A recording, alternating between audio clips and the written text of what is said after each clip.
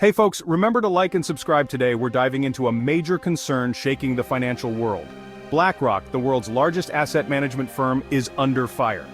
They're facing a formal complaint at the Organization for Economic Cooperation and Development, or OECD, for allegedly contributing to environmental destruction and human rights abuses globally through their investments in agriculture. Friends of the Earth US and the Articulation of Indigenous Peoples of Brazil accuse BlackRock of pumping money into companies tied to the destruction of the Amazon and other vital forests. This isn't just about cutting down trees, it's about accelerating climate change, damaging ecosystems, and violating the rights of traditional communities.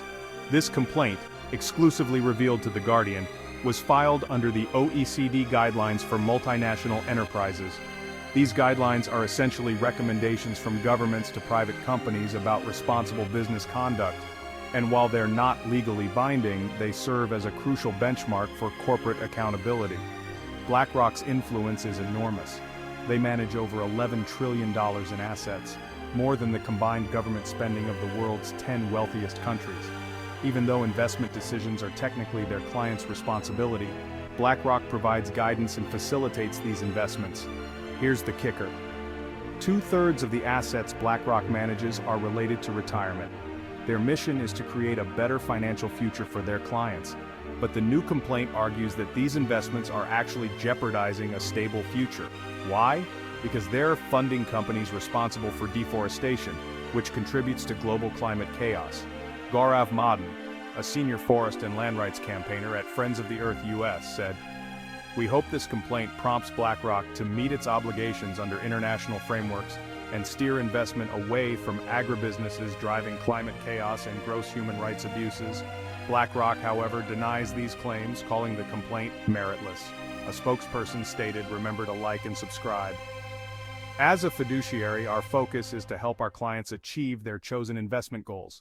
The vast majority of holdings cited are held in index funds selected by our clients themselves, and we cannot selectively divest from them. Still, many argue that investment firms like BlackRock can and should do more. Friends of the Earth pointed to another OECD case against Swiss bank UBS over its use of index funds linked to a company allegedly involved in the Chinese government's mass surveillance of Uyghurs in Xinjiang.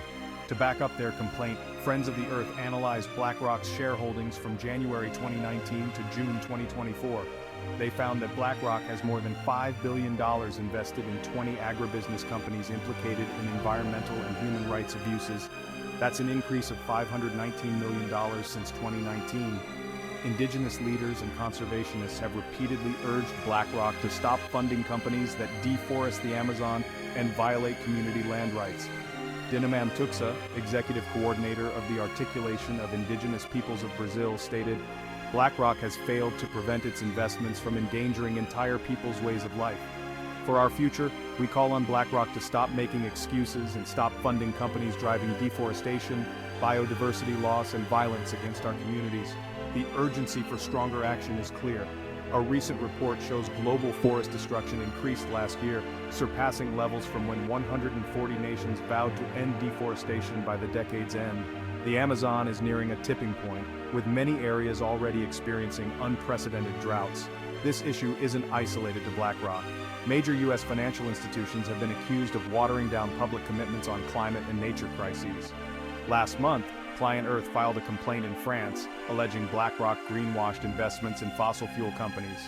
The watchdog NGO Stand.Earth also criticized 5 of the world's biggest banks for having environmental and social policies that fail to cover over 70% of the Amazon rainforest. The call for accountability is growing louder, with climate finance movements staging protests outside several Wall Street institutions, including Citi, Bank of America, and major insurers. So what's next? It's clear that the financial giants need to step up and take responsibility for their investments. The world is watching. Until next time, stay informed and stay engaged. Remember to subscribe.